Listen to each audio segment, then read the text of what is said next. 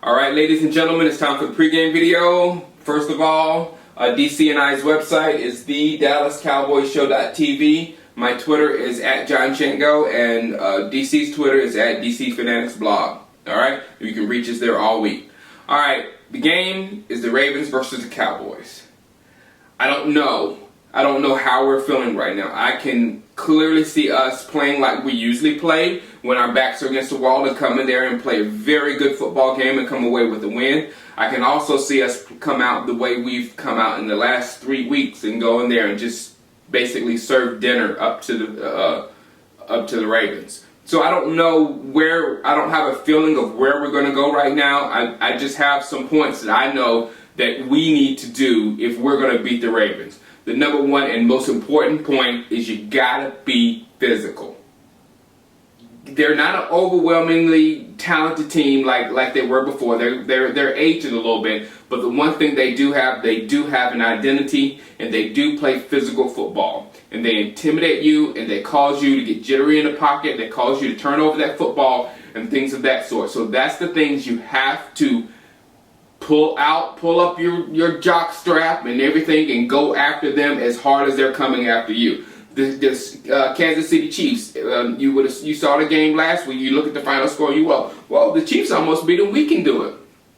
The Chiefs are physical. The mentality that Brandon Carr has, which I've been completely impressed with, that mentality is the same mentality that the Chiefs have, and Romo Cornell puts in those players.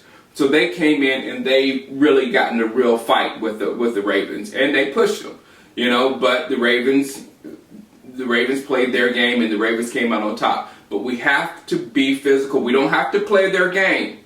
We don't have to get sucked into their type game, but we have to match their physicality. And that's nothing that we could have done extra over the bye. There's no extra scheming. There's no extra anything over the bye to do that. That comes from the inside of our players. They've got to go in there, like I've said it before, they've got to go inside, find out the reason why they play football, and throw it right there on the field. Period. Alright. My main thing on that defense is this guy right here, Haloti Ngata. He's not blockable. I don't think that we can hold him down long. He's too strong and he's too nimble. And we have problems blocking in our interior line, and I think that he will run roughshod. If you look at that Castle injury, when he hurt Castle, he was so fast, and his push was so hard when he pushed him down or whatever. Kruger turned around and was like, whoa, where did that come from? You know what I'm saying? Haloti Ngata is a monster. A lot of people say they don't get that much pressure on a quarterback. They really don't have to, because when you see this guy coming towards you, you want to get rid of the ball. You do not want him hitting you. So he is of those three, of Ray, Ed, and Ngata, I think he is the main problem in that defense that you have now. Now Paul Kruger is also number 99. Watch out for that guy. He's also a problem because he has a lot of speed on the outside edges of that defensive line. So we're going to have to block. People saying Jamal Charles had a lot of success last week. You go look back at the coach's tape and go look back at the highlights of that football game.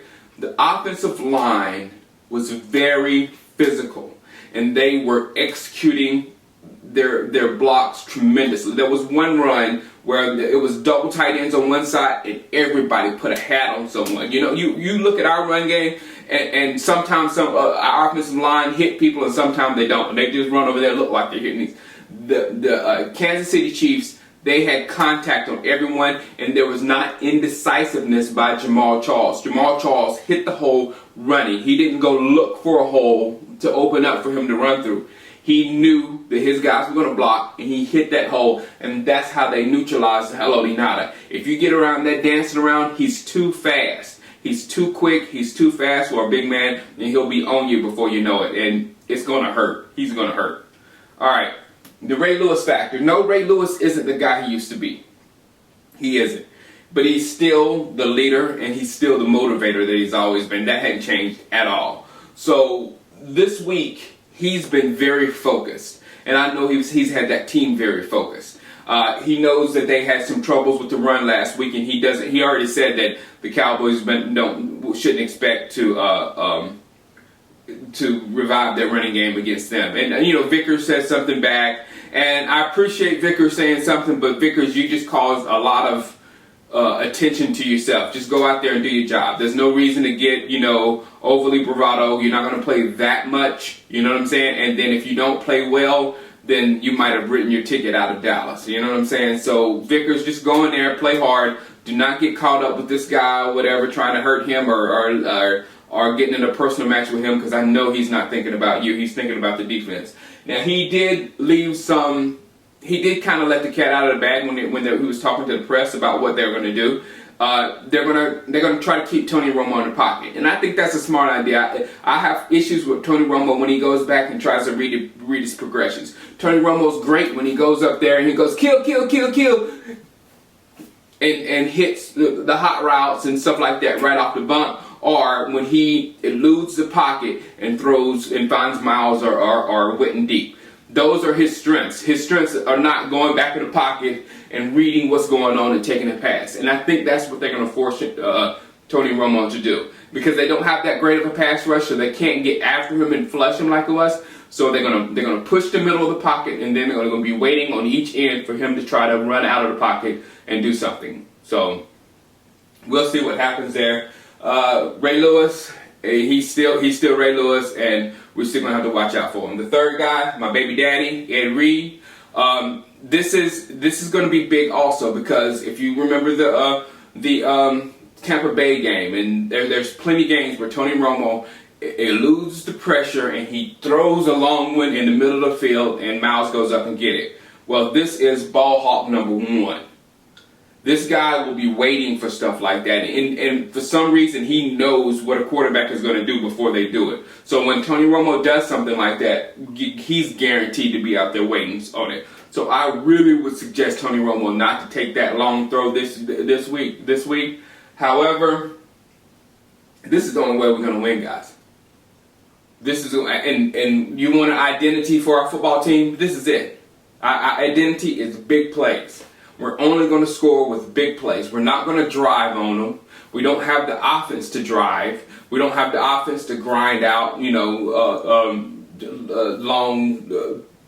draining drives. We can do big plays. And we need Tony Romo to not miss on Miles Austin and Dez Bryant. We need Dez Bryant to catch the ball. We need Miles Austin to be targeted more. We need Witten to be the Witten he was last week. And we need to execute like that. That takes the emphasis off the offensive line if Tony Romo can hit those open guys, make good reads and things of that sort, and has big plays. If we get big plays in this game, we have a good chance of winning. If we don't get the big plays like we haven't been getting for the last few weeks, it's going to be some problems.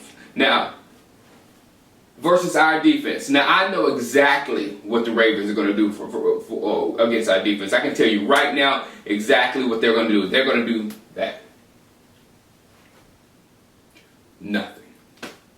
They're going to play it so simple. They're going to hand the ball to Ray Rice, maybe throw short to tight end, maybe short to Torrey Smith, but they're not going to push the envelope with us. They're going to allow us to make the mistakes, and they're not going to make them.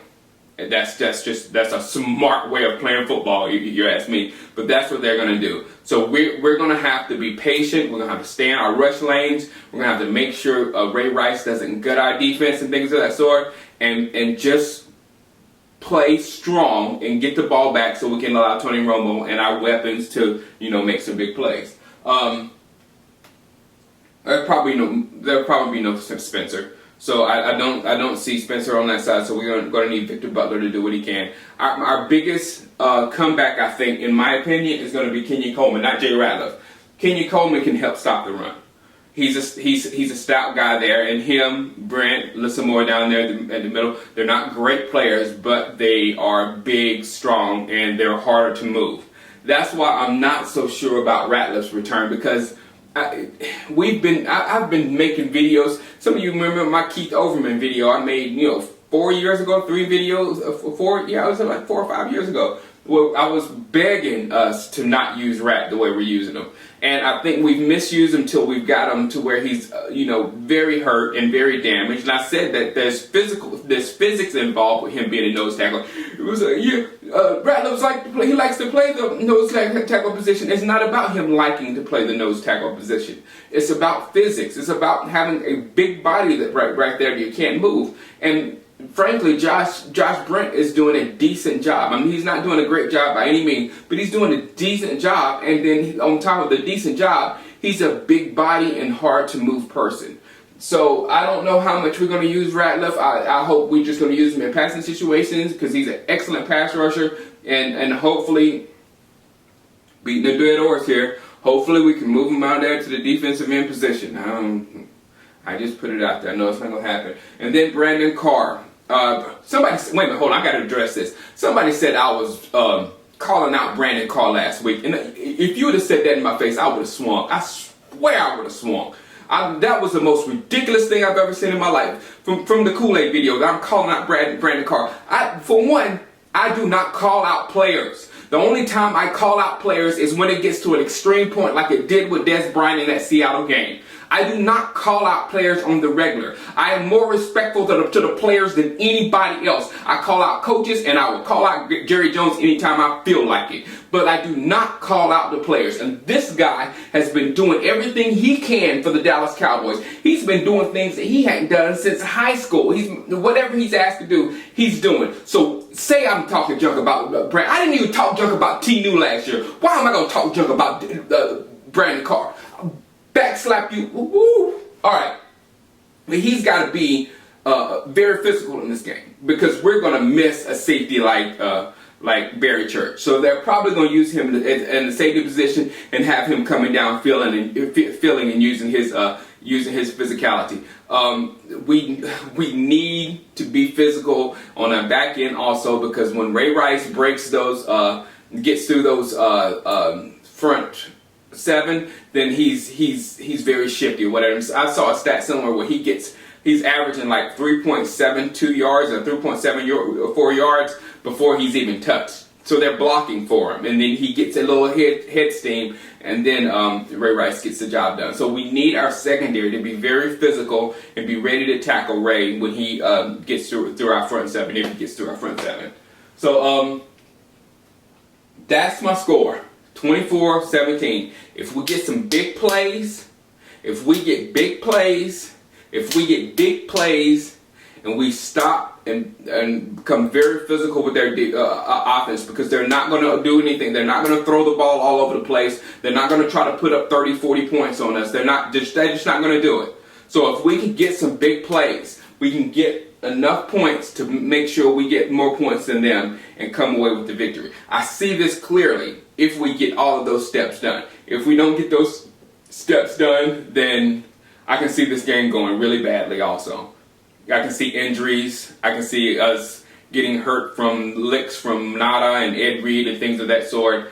I can see all that also. So we got to play physical. We got to come in there with our head straight. And then if we do that and do everything I said here, we'll come away with the victory. All right. Good luck, and I'll see you on Sunday. Holla.